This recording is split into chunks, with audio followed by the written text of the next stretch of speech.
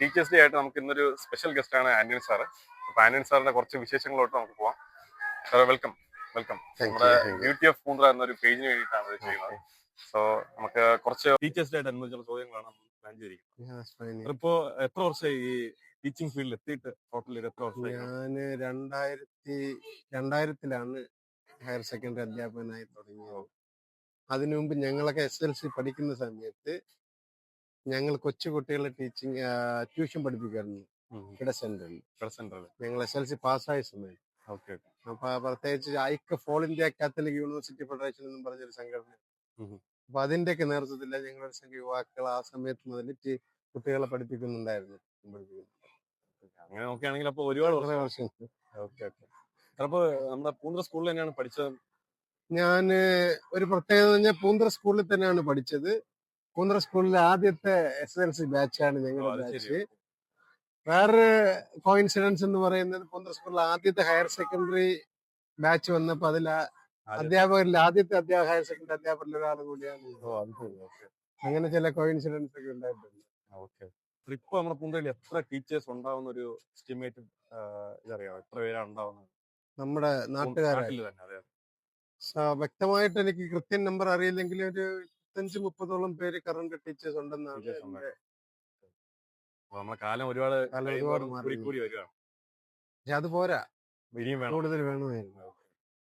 ഇപ്പൊ എല്ലാരും mainly abroad സ്റ്റഡീസിനോട്ടാണ് കൂടുതൽ പോകുന്നത്. അവിടെ തന്നെയാണ് പാരലി വർക്ക് ചെയ്യുന്നതും സെറ്റിൽ ആകുന്നതൊക്കെ അവിടെ തന്നെ.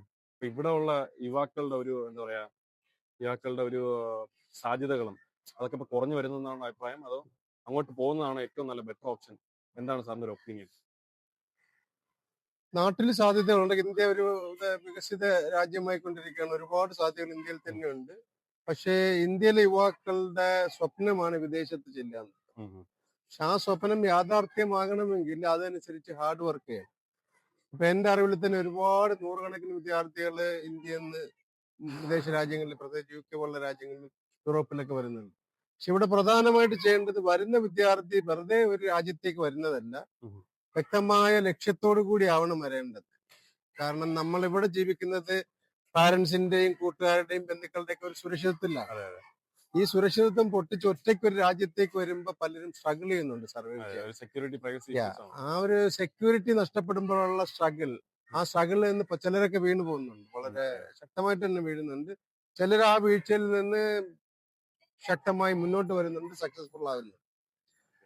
പക്ഷെ പൂന്ത്ര പോലുള്ള ഒരു രാജ്യത്ത്, ഒരു സ്ഥലത്ത് പ്രത്യേകിച്ച് നമുക്ക് ഡൈവേഴ്സിറ്റി ഇല്ല, അല്ലേ? നമ്മുടെ പണ്ട് പോലെ നോക്കുമ്പോൾ നമ്മുടെ ആൾക്കാർ തിങ്ങിത്തിരങ്ങി താമസിക്കുന്ന ഒരു പ്രദേശം അത് തന്നെയാണ്. പക്ഷെ പണ്ട് ഞങ്ങളുടെയൊക്കെ സമയത്ത് ഒരുപാട് ചെറ്റക്കുടിലുകൾ ഉണ്ടായിരുന്നു. അതിന് മാറി അതേ ചെറ്റക്കുടിൽ തന്നെയാണ് ഇന്ന് കോൺക്രീറ്റ് കെട്ടിടങ്ങളായി. പക്ഷെ വലിയ വീടുകൾ, അത്ര വലിയ വീടുകളൊന്നും അല്ല അത്. അപ്പൊ അതിനപ്പുറത്ത് നമ്മൾ കുറച്ച് എക്സ്പാൻഷൻ, നമ്മളുടെ ഡൈവേഴ്സിറ്റി വരുന്നില്ല എന്നുള്ള ഒരു ഇതുണ്ട്. അത് കൂടുതൽ വരേണ്ടത്. സാർ ഇപ്പോ നമ്മുടെ പൂന്ത്ര സ്കൂൾ സാർ ഇപ്പോ എത്ര കാലത്തിന് ശേഷമാണ് നാട്ടിൽ വരുന്നത് എനിക്ക് അറിയത്തില്ല എക്സാക്ട്ലി. ഇപ്പൊ എന്തൊക്കെ ചേഞ്ചസ് ആണ് പെട്ടെന്ന് ഒരു ഇമ്മീഡിയറ്റ്ലി സാർ ഇപ്പം UK-ലാണ് സെറ്റിൽ ആയിരിക്കുന്നത്? സാർ ഇപ്പൊ പെട്ടെന്ന് വന്നപ്പോ ഇമ്മീഡിയറ്റ് ആയിട്ട് തോന്നുന്നത് എന്തൊക്കെ ചേഞ്ചസ് ആണ്? ഇമ്മീഡിയറ്റ് നോക്കുമ്പോൾ നമുക്ക് നല്ല ബിൽഡിങ്സ് വന്നിട്ടുണ്ട്. അതൊരു വലിയ ചേഞ്ച് ആണ്. പണ്ടൊക്കെ ഞങ്ങള് ഹയർ സെക്കൻഡറി തുടങ്ങുന്ന സമയത്ത് ഈ ബിൽഡിംഗിൽ SSLCയും ഹയർ സെക്കൻഡറി ഒക്കെ ഒറ്റ ബിൽഡിംഗേ ഉള്ളു. അവിടെ UP ബിൽഡിംഗ്.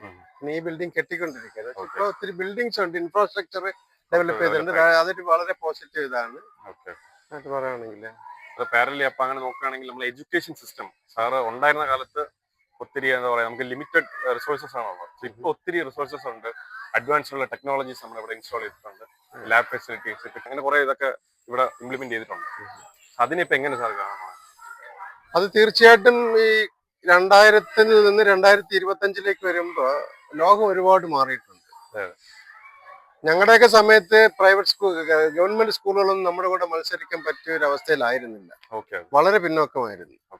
എയ്ഡഡ് സ്കൂളുകൾ വളരെ ഭയങ്കരമായിട്ട് മുൻപന്തിയിൽ അക്കാഡമിക് തലത്തിൽ മുന്നേറിക്കൊണ്ടിരിക്കുന്ന ഒരു കാലഘട്ടമായിരുന്നു. പക്ഷെ ഇന്ന് ഞാൻ വരുമ്പോ എനിക്ക് തിരിച്ചാ ഫീൽ ചെയ്യുന്നത്. അധ്യാപക സുഹൃത്തുക്കളോട് സംസാരിക്കുമ്പോഴും ഇന്ന് ഗവൺമെന്റ് സ്കൂളുകൾ എല്ലാ അർത്ഥത്തിലും എക്യുപ്ഡ് ആയി. ഇൻഫ്രാസ്ട്രക്ചറിന്റെ കാര്യത്തിലായാലും അക്കാഡമിക് പെർഫോമൻസ് എക്സലൻസിന്റെ കാര്യത്തിൽ അവർ വളരെ മുന്നോട്ട് പോയി. നമ്മൾ അവിടെ നിന്ന് അക്കാഡമിക് തലത്തിലും ഇൻഫ്രാസ്ട്രക്ചറിലും റിസോഴ്സസിലും വളരെ മിനിമം ലെവലിൽ നമ്മൾ മുന്നോട്ട്. അതൊരു വളരെ എന്താ പറയണ്ടേ, നമ്മൾ കൂടുതൽ ശ്രദ്ധിക്കപ്പെടേണ്ട ഒരു മേഖലയായിട്ട് എനിക്കത് ഫീൽ ചെയ്യുന്നു. ഇപ്പൊ നമ്മുടെ സ്പോർട്സ് പരമായിട്ടൊക്കെ നോക്കുകയാണെങ്കിൽ നമ്മുടെ പൂന്തറയിൽ ഒരുപാട് കായിക മേഖലയൊക്കെ ഒത്തിരി പേര് നല്ല ഉന്നതങ്ങൾ ഹൈക്ക് ചെയ്തിട്ടുണ്ട്. അങ്ങനെ ഒരുപാട് നേട്ടങ്ങൾ നമുക്ക് വന്നിട്ടുണ്ട്. അതൊരു വളരെ പോസിറ്റീവാണ്. പൂന്തറ PSA അതൊക്കെ വളരെ ശക്തമായിട്ട് കുട്ടികളെ കായിക മേഖലയിലുള്ള ഒരു മേഖലയാണ്. പലരൊക്കെ സ്റ്റേറ്റ് തലത്തിലേക്ക് വരുന്നതായിട്ട് കാണുമ്പോൾ വളരെ സന്തോഷം തോന്നുന്നു. കാരണം നമ്മുടെ തന്നെ നാട്ടിൽ നിന്ന് ഒരാൾ വരുമ്പോൾ അത് വളരെ അഭിമാനം തോന്നുന്ന കാര്യങ്ങളാണ്. അത് ഒരുപക്ഷെ നിങ്ങളെ പോലെ യുവാക്കളുടെ പങ്ക് വലുതാണ് അതിന് കാര്യം. ഒരു മെയിൻ ആയിട്ട് ഒരു കൺഗ്രാജുലേഷൻ കൊടുക്കണം. കാരണം അവർ ഒത്തിരി ഇതിനു വേണ്ടി വർക്ക് ചെയ്യുന്നുണ്ട്. തീർച്ചയായിട്ടും അവർക്ക് വേണ്ട സപ്പോർട്ട് കിട്ടുന്നുണ്ടോ ഇല്ലെന്ന് അറിയില്ല. ബട്ട് സ്റ്റിൽ അവരുടെ നല്ലൊരു പാർട്ട്. തീർച്ചയായിട്ടും അവരെയൊക്കെ സപ്പോർട്ട് ചെയ്ത് നമ്മൾ മുന്നോട്ട് കൊണ്ടുവരേണ്ടത്. അതൊക്കെ ഒരു തരത്തിൽ നമ്മുടെ പൂന്തറ എന്ന ഗ്രാമത്തെ തന്നെ മറ്റു തലങ്ങളിലേക്ക് ഒരു പോസിറ്റീവായിട്ട് എക്സ്പോസ് ചെയ്യാവുന്ന ഒരു അവസരം കൂടിയാണ് ആ തലത്തിൽ നമുക്ക് കിട്ടുന്നത്. ഇപ്പോ ഇവിടെ വരുമ്പോഴേ ഗ്രൗണ്ടിന്റെ ഒരു അക്സസിബിലിറ്റി, ഗ്രൗണ്ട് നമുക്ക് ഇല്ലാത്തതുകൊണ്ടാണ് ഇപ്പൊ നമ്മള് സ്കൂൾ സറൗണ്ടിങ്സിലൊക്കെ പിള്ളേർ കളിക്കുന്നത്. ഇവിടെ നിന്ന് ഒത്തിരി സ്ഥലത്തോട്ട് പോകുന്നത്.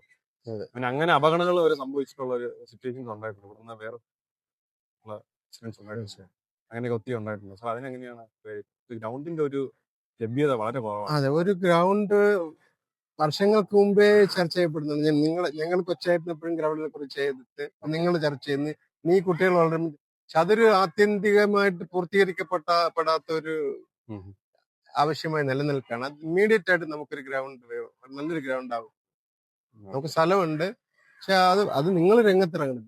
മത്സ്യത്തിലെ കായിക ശേഷിയാണ് ഏറ്റവും കൂടുതൽ മനുഷ്യന്റെ വികസനത്തിലേക്ക് നയിക്കുന്നത്. നല്ലൊരു ഗ്രൗണ്ട് ഉണ്ടെങ്കിൽ നമുക്ക് ഇപ്പൊ കിട്ടുന്നതിനേക്കാളും അതിന്റെ 10 മടങ്ങ് സോഷ്യൽ ആക്സസും കുട്ടികൾക്ക് സ്റ്റേറ്റ് തലത്തിലും നാഷണൽ തലത്തിലും ഒക്കെ കളിക്കാനുള്ള ഒരു അവസരം കിട്ടും. അപ്പൊ ആ ഇമ്മീഡിയറ്റ് ആയിട്ട് തന്നെ ഒരു ഗ്രൗണ്ട് നമുക്ക് ആവശ്യമാണ്. പക്ഷെ ഇതിനകത്ത് എന്റെ അറിവ് ശരിയാണെങ്കിൽ ഏകദേശം ഒരു 10-20,000 250 500 കുട്ടികൾ ഇവിടെ ഹയർ സെക്കൻഡറി പഠിച്ചു വിദേശത്തും മറ്റു രാജ്യങ്ങളിലൊക്കെ നിൽക്കുന്ന വിദ്യാർത്ഥികളുണ്ട്. അപ്പൊ അവരെ കണക്ട് ചെയ്തുകൊണ്ട് ഒരു വലിയൊരു ഫണ്ട് ശേഖരണം നടത്തിയ ഒരു നല്ലൊരു ഗ്രൗണ്ട്, ഒരു അറ്റ്ലീസ്റ്റ് ഒരു സ്റ്റേഡിയം പോലെയാണ്. അപ്പൊ പല കമ്മ്യൂണിറ്റികളിലും വികസിച്ചിട്ടുള്ളത് ഗ്രൗണ്ട് വെച്ചിട്ടാണ് അല്ലേ. നമുക്ക് വലിയതറ തന്നെ ഒരു കാലത്ത് സ്റ്റേറ്റ് പല ടീമുകളിലും ഫുട്ബോള്, ബാസ്കറ്റ് ബോൾ, വോളിബോൾ എല്ലാ ടീമിലും വലിയതറയുന്ന ആൾക്കാരുണ്ട്. അവർക്ക് നല്ലൊരു ഗ്രൗണ്ട് ഉണ്ടായിരുന്നു. അപ്പോഴും നമ്മൾ സ്ട്രഗിൾ ചെയ്യുന്നുണ്ടായിരുന്നു, ഇപ്പോഴും സ്ട്രഗിൾ ചെയ്യുന്നു. പക്ഷെ നമുക്ക് ഒത്തിരി ഡെവലപ്മെന്റ് വന്നെങ്കിലും നമ്മൾ ആ ഒരു ഭാഗം ഇപ്പോഴും അങ്ങനെ തന്നെ പൂർത്തീകരിക്കപ്പെടാത്ത ഒരു സ്വപ്നമായി നിൽക്കുകയാണ്. അത് ഇമ്മീഡിയറ്റ് ആയിട്ട് ഉണ്ടാകേണ്ടത് ഈ അടുത്ത തലമുറയുടെ ആവശ്യം തന്നെയാണ്. നമുക്ക് ഇപ്പൊ ഇല്ലായ്മകളിലും എന്താ പറയാ ഒത്തിരി അച്ചീവ്മെന്റ്സ് പിള്ളേര് നേടുന്നുണ്ട്. തീർച്ചയായിട്ടും ഗ്രൗണ്ടോടെ ഉണ്ടെങ്കിൽ വളരെ ദൂരം. കാരണം ഞാനൊരു ഉദാഹരണം പറയാം. ഈ ബിൽഡിംഗ് ആണ് ഏകദേശം 80-കളിലാണ് ബിൽഡ് ചെയ്യുന്നത്. കാരണം ഫസ്റ്റ് ബാച്ച് ഹൈസ്കൂൾ വരുന്നത് വേണ്ടി കെട്ടിയ ബിൽഡിംഗ് ആണ്. 78, 80, 82 ഫസ്റ്റ് ബാച്ച് ഞങ്ങൾ പുറത്തിറങ്ങുന്നത്. അപ്പൊ അന്നുള്ള ബിൽഡിംഗ് ഞാൻ അധ്യാപകനായി വരുമ്പോഴും ഒരു മെയിൻ്റെനൻസ് ഇല്ലാതെ അങ്ങനെ ഇടിഞ്ഞു വീഴുന്ന അവസ്ഥ. അപ്പൊ കൂടി +2 4 ക്ലാസ് റൂമുകൾ കൂടി 6 ക്ലാസ് റൂമുകൾ. അപ്പൊ അന്നത്തെ കാലത്ത് ഒരു ഓവറോൾ കൗണ്ട് എത്ര ഉണ്ടായിരിക്കും വിദ്യാർത്ഥികൾ അന്ന്? ഞങ്ങൾ 20 പേരായിരുന്നു മാക്സിമം. 20 പേരാണ് മാക്സിമം അന്ന് പഠിച്ചിരുന്നത് 8ാം ക്ലാസ്സിൽ. പക്ഷെ അന്ന് സ്ക്രീനിങ് ഉണ്ടായിരുന്നു. അപ്പൊ ജയിക്കുമെന്ന് ഉറപ്പുള്ളവര് മാത്രമേ SLCക്ക് ആ സമയത്ത് ഇരുത്താറുള്ളൂ. കാരണം ഫസ്റ്റ് ബാച്ച് ആയതുകൊണ്ട് ഞങ്ങളെ LPയിലും UPയിലും പഠിപ്പിച്ച അധ്യാപകർ തന്നെയാണ് ഹൈസ്കൂളിലും പഠിപ്പിച്ചിരിക്കുന്നത്. അങ്ങനെ പ്രത്യേക അധ്യാപക ഹൈസ്കൂളിൽ നടന്നില്ല. അങ്ങനെ കാരണം നിയമനം നടന്നിട്ടില്ല. ആദ്യമായിട്ട് ഞങ്ങൾക്ക് ഒരു 2 അധ്യാപകർ വരുന്നത് ഞങ്ങൾ 9ാം ക്ലാസ്സിലായപ്പോഴും ഹൈസ്കൂളിന് വേണ്ടി. ഹിസ്റ്ററി UP LP സ്കൂളിലെ അധ്യാപകർ തന്നെയാണ് പഠിപ്പിച്ചത്. ഹിസ്റ്ററി പണ്ടൊക്കെ ഇംഗ്ലീഷ് പഠിപ്പിക്കുന്നത് ഹിസ്റ്ററി അധ്യാപകരാണ്, അല്ലെങ്കിൽ മറ്റു സയൻസ് അധ്യാപകരാണ്. ഇംഗ്ലീഷിന് വേണ്ടി മാത്രമായി ഇംഗ്ലീഷ് പഠിച്ച് ക്വാളിഫൈ ചെയ്ത ഒരു അധ്യാപിക അന്ന് ഇല്ലായിരുന്നു. അപ്പൊ അത്തരത്തിൽ കാര്യങ്ങൾ ഒത്തിരി ഇപ്പൊ മാറിയിട്ടുണ്ട്. അപ്പൊ അന്ന് ഞങ്ങളിപ്പോ 2000 ആരംഭിച്ചപ്പോ സൈറ സച്ചിനായിരുന്നു ഇവിടുത്തെ പാരിഷ് പ്രീസ്റ്റ്. പള്ളിയിൽ കാശില്ല. അപ്പൊ ഒരു തീരുമാനം ഞങ്ങൾ എടുത്തു. ഓക്കെ, നമ്മളൊരു റിസോഴ്സ് സ്വരൂപിക്കാം. എല്ലാ ടീച്ചേഴ്സിന്റെയും അറിയുന്ന ഫ്രണ്ട്സിനെ വീട്ടിൽ കയറി ഞങ്ങൾ ഇങ്ങനെ ആവശ്യപ്പെട്ടു. ചിലരോട് ലോണായിട്ട് ആവശ്യപ്പെട്ടു. കാശ് PT പിരിച്ചു നിൽക്കി. അങ്ങനെ ഏകദേശം 10 ലക്ഷം രൂപയോളം കളക്ട് ചെയ്തിട്ടാണ് ഈ ബിൽഡിംഗ് മെയിൻറ്റെയിൻസ് ചെയ്യുന്നത്. ഒരു കോൺട്രാക്ടർ കൊണ്ടുവന്ന്. അപ്പൊ ഇതൊക്കെ അന്ന് സാധിക്കുമെങ്കിൽ അന്ന് നമുക്ക് +2 അന്ന് വിദ്യാർത്ഥികൾ ജസ്റ്റ് സ്റ്റാർട്ട് ചെയ്യുന്നതാണ്. 10 ലക്ഷം രൂപ അന്ന് വലിയൊരു എമൗണ്ട് ആണ്. അന്ന് സാധിക്കുമെങ്കിൽ ഇന്ന് നമുക്ക് കോടികൾ ഈസി ആയിട്ട് നമ്മുടെ വിദ്യാർത്ഥികളിൽ നിന്ന് അധ്യാപകരിൽ നിന്ന് പുള്ളിയെ സാധിക്കും. അപ്പൊ അത്തരത്തിൽ ആരെങ്കിലും രംഗത്ത്, കാരണം നമ്മൾ പള്ളിയെ ആശ്രയിച്ച് ഇത്ര നാൾ നിൽക്കും. അതെ അതെ ശരി. കാരണം ഈ മത്സ്യത്തൊഴിലാളികളുടെ അധ്വാനിച്ച് അവർ പള്ളിക്ക് കൊടുത്ത് അധ്വാനിച്ച് സ്കൂളിലിട്ട് ഇതിനൊരു അന്ത്യം വരണം. അതെ അതെ കാരണം അപ്പൊ അന്നത്തെ സാഹചര്യമല്ല, ഇന്നത്തെ ഒത്തിരി റിസോഴ്സ് നമുക്കുണ്ട്. ആ റിസോഴ്സ് നമ്മൾ പൂൾ ചെയ്ത് നമ്മുടെ വികസനത്തിന് വേണ്ടി ഉപയോഗിക്കുന്നു. അറ്റ്ലീസ്റ്റ് ഗവൺമെന്റ് സ്കൂളിനോട് കിടപിടിക്കുന്ന തരത്തിൽ നമ്മുടെ സ്കൂളുകളുടെ ഇൻഫ്രാസ്ട്രക്ചറും ഉറപ്പായിട്ടും. സ്മാർട്ട് ക്ലാസ് റൂം ഒക്കെ വളരണം. അതുപോലെ തന്നെ എനിക്കൊന്ന് പറയാനുള്ളത്, സ്വരിത് ഞാൻ ഒബ്സർവ് ചെയ്ത് പണ്ടും ഇന്നും ഈ എന്താ പറയണ്ട, മറ്റൊരാളെ ബ്ലെയിം ചെയ്ത് കഴിയുമ്പോൾ ഞാൻ രക്ഷപ്പെട്ടു. അതെ ഇല്ല, ഇപ്പൊ ഞാൻ ജെയ്സനെ ബ്ലെയിം ചെയ്യണം. ജെയ്സനാണ് കാരണം ജെയ്സൺ അങ്ങനെ ചെയ്തുകൊണ്ടാണ് ഇത് ഇങ്ങനെ വന്നതെന്നുള്ളത്. ഇപ്പൊ ഉദാഹരണമായിട്ട് LP 1 മുതൽ 4 വരെ ഒരു കുട്ടി പഠിക്കുന്നു. 5ാം ക്ലാസ്സിൽ UP-യിലേക്ക് വരുമ്പോ ഉം. ഞാനൊരു UP അധ്യാപകൻ, എന്റെ കർത്തവ്യം എന്റെ മുന്നിലുള്ള വിദ്യാർത്ഥിയാണ് ഞാൻ പഠിപ്പിക്കേണ്ടത്. അതെ അല്ലാണ്ട് LP സ്കൂളിൽ ടീച്ചർ അക്ഷരം പഠിപ്പിച്ചില്ല അതുകൊണ്ടാണ് ഇവിടെ ഞാൻ കുട്ടി സ്ട്രഗിൾ. പക്ഷെ അതൊരു അംഗീകരിക്കപ്പെടുന്ന ഒരു ന്യായമായിട്ട് നമുക്ക് പറയാൻ പറ്റത്തില്ല. ഈ UP സ്കൂളിലെ വിദ്യാർത്ഥി ഹൈസ്കൂളിൽ പോകുമ്പോൾ ഹൈസ്കൂൾ ടീച്ചർ ഒരിക്കലും പറയരുത് UP ടീച്ചർ പഠിപ്പിക്കാത്തതുകൊണ്ടാണ് ഈ കുട്ടി ഇങ്ങനെ വന്നത് സ്ട്രഗിൾ. ഈ സ്ട്രഗിള് LP ടീച്ചർ അനുഭവിച്ച സ്ട്രഗിളാണ്. അതെ അതെ UP-യിൽ വരുമ്പോ അത് നിങ്ങൾ അനുഭവിക്കണം, നിങ്ങൾ അതിന്റെ ചലഞ്ച് എടുക്കണം. ഹൈസ്കൂളിൽ വരുമ്പോ അത് അല്ലാണ്ട് ഹയർ സെക്കൻഡറിയിൽ വരുമ്പോ ഹയർ സെക്കൻഡറി ടീച്ചർ പറയും UP-യിലും LP-യിലും ഹൈസ്കൂളിലും ടീച്ചേഴ്സ് നന്നായിട്ട് പഠിപ്പിക്കാത്തതുകൊണ്ടാണ് അവിടെ ഞങ്ങൾ സ്ട്രഗിൾ ചെയ്യുന്നത്, അക്ഷരം പഠിപ്പിക്കും. കാരണം ഈ കുട്ടികൾക്ക് അക്ഷരം നന്നായിട്ട് അറിയാം. ഞാൻ ഈ അടുത്ത കാലത്ത് ഒരു ലെറ്റർ കണ്ടു, ഒരു കുട്ടി എഴുതി. ഉം. ആ ലെറ്ററിൽ എല്ലാ അക്ഷരങ്ങളും ഉണ്ട്. പക്ഷെ അവന് ഗൈഡൻസ് വേണ്ടത് ഈ അക്ഷരങ്ങൾ എങ്ങനെ കമ്മ്യൂണിക്കേഷനിൽ ലെറ്ററിൽ എഴുതാൻ അതെ. പറ്റുന്നു, അതാണ് അവന് വേണ്ടത്. അപ്പൊ ഇത് ഹൈസ്കൂളിലെ വിദ്യാർത്ഥിയാണ് ആ ലെറ്റർ എഴുതിയെങ്കിൽ ഹൈസ്കൂളിലെ മലയാളം ടീച്ചർ അവനോടൊപ്പം ഇരുന്ന് പോകാൻ ഇങ്ങനെയാണ് അതെ അതെ അത് എങ്ങനെ പിന്നെ കൃത്യമായി Frame എഴുതാമെന്നുള്ള ഫ്രെയിം ചെയ്യേണ്ട രീതിയിൽ പറഞ്ഞു. ഇത് ഹയർ സെക്കൻഡറിയിലെ കുട്ടിയാണിത്. അത് കുട്ടി ആ ടീച്ചർ ഹൈസ്കൂളിലെയും LP-യും UP-യും ബ്ലെയിം ചെയ്യാതെ ഇത് ആ കുട്ടിയുടെ ഒപ്പം ഇരുന്ന് ഇങ്ങനെ അവന് കുറച്ചുകൂടെ കോൺഫിഡൻസ് വരും. അതെ അതെ ഒരു അധ്യാപകൻ അടുത്തിരുന്ന് ഇതൊക്കെ പറയുമ്പോ അപ്പൊ എന്തോ എന്നെ ശ്രദ്ധിക്കുന്നുണ്ട്. അതാണ് കുട്ടിക്ക് നമ്മൾ കൊടുക്കുന്ന അതെ ഏറ്റവും വലിയ അംഗീകാരം. ഒരു ടീച്ചർ ഒരു കുട്ടിയോട് പേഴ്സണലായിട്ട് അടുത്ത് കഴിയുമ്പോ ആ റെസ്പെക്ട് അവന് തുടങ്ങും. അവനിൽ തന്നെ ഒരു ഉദാഹരണമായിട്ട് ഞാൻ 4ാം ക്ലാസ് വരെ ഞാൻ അക്ഷരം വായിക്കും എന്നുള്ള എനിക്കറിയത്തില്ലായിരുന്നു. ഓക്കെ 4ാം ക്ലാസ്സിൽ വരെ എനിക്കറിയത്തില്ല ഞാൻ നന്നായിട്ട് മലയാളം വായിക്കും എന്നുള്ളത്. കാരണം അന്നൊക്കെ വിളിക്കുന്നത് നന്നായിട്ട് പഠിക്കുന്ന വിദ്യാർത്ഥികളെ ടീച്ചേഴ്സ് വിളിച്ച് വായിച്ചിട്ടുണ്ട്. ഒരു പ്രത്യേക അധ്യാപകൻ, പേര് പറഞ്ഞു ശേഷ സാർ, പുള്ളി മരിച്ചത്. പുള്ളി എന്നെ നിർബന്ധിച്ച് വിളിച്ച് വായിപ്പിച്ച്. അപ്പൊ ആദ്യമായിട്ട് ഞാൻ പരസ്യമായിട്ട് വായിക്കുന്ന അപ്പോഴാണ്. പക്ഷെ പുള്ളിക്ക് വളരെ ഇതായി. എനിക്ക് ആ കോൺഫിഡൻസ് ആണ് എന്നെ വളർത്തിയത്. ഒരു പക്ഷെ അന്നൊരു അധ്യാപകൻ വന്ന് എന്നെ മോട്ടിവേറ്റ് ചെയ്യാതിരുന്നെങ്കിൽ ഞാനും ഫീൽ ചെയ്യും എനിക്ക് അറിയത്തില്ലായിരുന്നു. പല കുട്ടികൾക്കും പലതും അറിയാം. അവരെ മെയിൻ സ്ട്രീമിൽ കൊണ്ടുവന്ന് മറ്റു വിദ്യാർത്ഥികളൊപ്പം നിങ്ങൾ ഒരുമിച്ച് നിർത്തിയാൽ അവർ വളർന്നു വരും. അവിടെയാണ് ഞാൻ കാണുന്നത് ഈ ചലഞ്ച് നമ്മളത് അധ്യാപകർ ഏറ്റെടുക്കും. ആ ലെവലിൽ അവരെ വളർത്തിക്കൊണ്ടുപോകും. സാർ, അപ്പൊ സാറിന്റെ സ്റ്റഡീസ് കംപ്ലീറ്റ് ചെയ്ത് സാറ് 2000 ഇവിടെ സ്കൂളിൽ ജോയിൻ ചെയ്യുന്നത്? നമ്മുടെ വിദ്യാഭ്യാസ ഞാന് 2000-ലാണ് ഇവിടെ സ്കൂളിൽ ആദ്യത്തെ ഹയർ സെക്കൻഡറി വരുന്നത്. 2000-ലാണ് ഞാൻ ഫസ്റ്റ് ബാച്ച് അധ്യാപകരുടെ ഭാഗമായിട്ടാണ്. ഹയർ സെക്കൻഡറിയിലാണ് സാർ ആദ്യം പഠിപ്പിച്ചു തുടങ്ങി. അപ്പോ 2000 മുതൽ ഏത് വർഷം വരെയാണ് സാർ? 2007 വരെ ഞാനിവിടെ 2007 UK-യിലേക്ക് പോയി.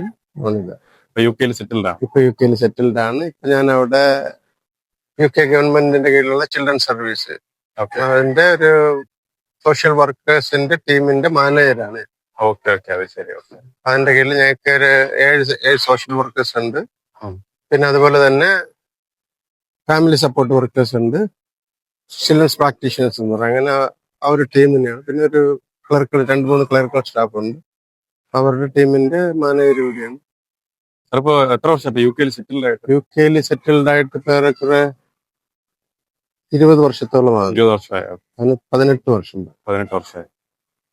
സാർ, അപ്പോ പൂന്തറ സ്കൂളില് അധ്യാപകം 2007 വരെയായിരുന്നു ടീച്ചിങ് ഉണ്ടായിരുന്നത്. അപ്പൊ സ്കൂളിൽ ഒരു ഏറ്റവും പെട്ടെന്ന് തിരിഞ്ഞു നോക്കുകയാണെങ്കിൽ പെട്ടെന്ന് വരുന്ന ഒരു മെമ്മറി എന്താണ്? ഏറ്റവും ഒരു നല്ല മെമ്മറി എന്ന് പറയുന്നത്? ആ നല്ല മെമ്മറി എന്ന് പറയുമ്പോ ഞങ്ങള് ടീച്ചേഴ്സ് ഒരു ടീമായിരുന്നു. വളരെ സ്ട്രോങ് ആയിട്ട് ഈ കുട്ടികൾ ഈ മത്സ്യത്തൊഴിലാളികളുടെ വീടുകളിൽ നിന്നാണ് വരുന്നത്. അവരെ നല്ല രീതിയിൽ ഉയർത്തിക്കൊണ്ടുവരിക, അവരെ പഠിപ്പിച്ചെടുക്കുക, അവരെ ഉന്നത വിദ്യാഭ്യാസത്തിൽ, അതായിരുന്നു ആ ടീച്ചേഴ്സിന്റെ മോട്ടീവ്. വളരെ എല്ലാ ടീച്ചേഴ്സും വളരെ സ്ട്രോങ് ആയിട്ട്. ആരും വന്ന് ഒരു കുട്ടിയെ സ്റ്റാഫ് റൂമിന്റെ പ്രിൻസിപ്പൽ റൂമിൽ നിന്ന് കുറ്റം പറയുന്നു. ആ റെസ്പോൺസിബിലിറ്റി അധ്യാപകൻ ഏറ്റെടുത്ത് കുട്ടിയെ സഹായിക്കുന്ന, പാരന്റ്സിനെ സഹായിക്കുന്ന ഒരു സിസ്റ്റം ആയിരുന്നു ആ സമയത്ത് ഉണ്ടായിരുന്നത്. അത് ടീച്ചേഴ്സ് ആയിട്ട് നമ്മുടെ പൂന്തറയിലുള്ള ടീച്ചേഴ്സ് സ്റ്റുഡൻസിന് എന്ത് മെസ്സേജാണ് പോകുന്നത്? ടീച്ചേഴ്സിന്റെ എന്ന് പറയുന്നത് ട്രാക്കിന് സർവ്വപ്പള്ളി രാധാകൃഷ്ണനെ കുറെ അയാൾ പഠിപ്പിച്ച കുറെ വിദ്യാർത്ഥികളെ സമീപിച്ചു. അത് സാറിന്റെ ബർത്ത്ഡേ ആഘോഷിക്കാൻ ഞങ്ങൾക്ക് തന്നെ പുള്ളി പറഞ്ഞേക്കാണ് ഞങ്ങൾ എന്റെ ബർത്ത്ഡേയിൽ ആഘോഷിച്ചത് ഇന്ത്യയിൽ കോടാനുകോടി അധ്യാപകരുണ്ട്. ടീച്ചേഴ്സ് ദിനമാണ് നിങ്ങൾ. കാരണം അവര് കുട്ടികൾക്ക് വേണ്ടി അവരുടെ ജീവിതം ത്യജിച്ചവരാണ്. അവരാണ് ഇന്ത്യയാണ് ഇന്ത്യ പോകുന്നത്. അപ്പൊ അത് എനിക്കിപ്പോ ഓർമ്മപ്പെടുത്താൻ എനിക്ക് തോന്നുന്നു. തീർച്ചയായിട്ടും അധ്യാപകരെന്നും ആദരിക്കപ്പെടേണ്ടവരാണ്. അവരെന്നും എന്താണ് മാതാപിതാ ഗുരു ദൈവം, ആ 4 പേരിൽ ഒരാളാണ് അധ്യാപകർ. അങ്ങനെ കണ്ട അധ്യാപകരെ ആദരിക്കുക. ഒപ്പം അധ്യാപകരും മനസ്സിലാക്കേണ്ടതാണ് അവരുടെ മുമ്പേ ഇരിക്കുന്ന വിദ്യാർത്ഥികളാണ് നാളെ ഈ രാജ്യത്തിന്റെ ഭാവി വാഗ്ദാനങ്ങൾ. അവരുടെ ഏത് മേഖലകളിലേക്ക് വളർത്തിക്കൊണ്ടുവരാമോ ആ മേഖലയിലേക്ക് അവർ വളർത്തിക്കൊണ്ട് വരുന്ന രീതിയിൽ അവരുമായി പേഴ്സണൽ ബന്ധം സ്ഥാപിക്കും. കാരണം നമ്മളെ വളർന്നു വന്ന ഒത്തിരി അച്ചീവ്മെന്റ് ഉള്ള വിദ്യാർത്ഥികളെ പഠിച്ചു കഴിഞ്ഞാൽ നമ്മൾ മനസ്സിലാകുന്ന അവരൊക്കെ പഠിപ്പിച്ച അധ്യാപകരുമായി നല്ല ആത്മബന്ധമുള്ളവർ. ഇപ്പൊ നമ്മൾ APJ അബ്ദുൽ കലാമിനെ കുറിച്ച് പറഞ്ഞാൽ അദ്ദേഹം പറയുന്നുണ്ട് ചില അധ്യാപകർ അദ്ദേഹത്തെ എന്തുമാത്രം സപ്പോർട്ട് ചെയ്യുന്നുണ്ട്. ആ സപ്പോർട്ടാണ് ഒരു വിദ്യാർത്ഥിയെ വളർന്നു വരാൻ സഹായിക്കുന്നത്. ആ സപ്പോർട്ട് എന്നും കൊടുക്കണം, അധ്യാപകർ കൊടുക്കണം. അതുപോലെ തന്നെ ഒരു കുട്ടിയെ ബ്ലെയിം ചെയ്യാൻ ഈസിയാണ്. അത് അവന്റെ തെറ്റല്ല. ഒരു തെറ്റവൻ ചെയ്തെങ്കിൽ പല സാഹചര്യങ്ങളുടെ പശ്ചാത്തലത്തിലാണ് അത് നടക്കുന്നത്. അപ്പൊ അത് ടീച്ചർ അത് മനസ്സിലാക്കി ആ കുട്ടിയെ സ്വന്തം മക്കളെ പോലെ വളർത്തിക്കൊണ്ടുവരാനും അവനെ എംപവർ ചെയ്യാനും ഒരു കോൺഫിഡൻസ്, സെൽഫ് എസ്റ്റീം അവനിൽ ഉണ്ടാക്കിയെടുക്കാനും അധ്യാപകർക്ക് കഴിയണം. എങ്കിൽ മാത്രമേ ആ കുട്ടികൾ വളർന്നു വരുന്നുള്ളൂ. അതാണ് എനിക്ക് അധ്യാപകരോട് പറയാനുള്ളത്. ഈ പൂന്തറ കമ്മ്യൂണിറ്റി എന്ന് പറയുന്നത്, ഈ സ്കൂൾ എന്ന് പറയുന്നത് ഇപ്പോഴും കടലിൽ ചെന്ന് അധ്വാനിക്കുന്ന മത്സ്യത്തൊഴിലാളികളുടെ സ്വെറ്റും ബ്ലഡുമാണ്. മനസ്സിലായി. അപ്പൊ അത് നമ്മൾ മനസ്സിലാക്കുക. അതുകൊണ്ട് അവരുടെ മക്കളെ നമ്മള് പരമാവധി സംരക്ഷിച്ച് അവർ മുകളിലേക്ക് കണ്ടുവരിക. കാരണം ഈ മത്സ്യമേഖലയിൽ നിന്ന് അവര് പുനർവ്യവസ്ഥപ്പെട്ട മറ്റ് മേഖലകളിലേക്ക് ജോലി കണ്ടെത്തി പോകാൻ വേണ്ടി നമ്മൾ നമ്മുടെ മുമ്പ് ഉപയോഗിക്കുന്ന വിദ്യാർത്ഥികളെ സഹായിക്കുക. അതുപോലെ വിദ്യാർത്ഥികളോട് എനിക്ക് പറയാനുള്ളത്, നിങ്ങളുടെ കർത്തവ്യം എന്ന് പറഞ്ഞാൽ പഠിക്കുക, കമ്മിറ്റ്മെന്റോട് കൂടി നിങ്ങൾ പഠിച്ച് മുന്നോട്ട് പോവുക. കാരണം ഈസി ആയിട്ട് നിങ്ങൾക്ക് എല്ലാം മിസ് ചെയ്യാൻ സാധിക്കും. പക്ഷേ പ്രായം കൂടിക്കൊണ്ടിരിക്കുന്നു. ഇന്ന് 14 വയസ്സാകുന്ന 16 ആവും, 18 ആവും. നിങ്ങൾ കളിച്ച് നടന്നാൽ പിന്നെ കൈവിട്ടു പോകും കാര്യങ്ങൾ. അപ്പൊ കിട്ടുന്ന സമയത്ത് പഠിച്ച് നല്ല രീതിയിൽ ആ പഠനം തന്നെയാണ് നിങ്ങളൊരു നിലയ്ക്ക് എത്തുമ്പോഴാണ് അത് നിങ്ങളുടെ മാതാപിതാക്കൾക്ക്, നിങ്ങൾ ടീച്ചേഴ്സിനും കൊടുക്കുന്ന ഏറ്റവും വലിയ ദക്ഷിണ എന്ന് പറയുന്നത്. അപ്പൊ എല്ലാവരും ആ ലെവലിൽ തന്നെ മുന്നോട്ട് വരിക. നിങ്ങളുടെ തന്നെ കർത്തവ്യങ്ങൾ പാലിക്കുക, പഠിക്കുക, ഓരോ മേഖലകളിൽ എത്തിപ്പെടുക. ഇന്ന് സാഹചര്യം വളരെ വലുതാണ്. പണ്ടത്തെ പോലെ അല്ല. ഏത് മേഖല നിങ്ങൾക്ക് ഈസി ആയിട്ട് നിങ്ങൾക്ക് എത്തിപ്പെടാം. എഞ്ചിനീയറോ ഡോക്ടറോ സയന്റിസ്റ്റോ അതുപോലെ തന്നെ എഴുത്തുകാരനോ സ്പോർട്സ് മേഖലയിൽ എവിടെ വേണമെങ്കിലും നിങ്ങൾക്ക് എത്താം. ഒരു തടസ്സങ്ങളില്ല. ലോകം ഒത്തിരി വളർന്നു കഴിഞ്ഞു. അപ്പൊ നിങ്ങൾ എന്ത് വിചാരിക്കുന്നതെല്ലാം നിങ്ങൾക്ക് കിട്ടുന്ന ഒരവസ്ഥയുണ്ട്. അതനുസരിച്ച് മുന്നോട്ട് പോവുക. എല്ലാവർക്കും ടീച്ചേഴ്സ് ദിനാശംസകൾ, പ്രത്യേകിച്ച് എല്ലാവർക്കും ഓണാശംസകളും നേരുന്നു. Thank you sir. Thank you.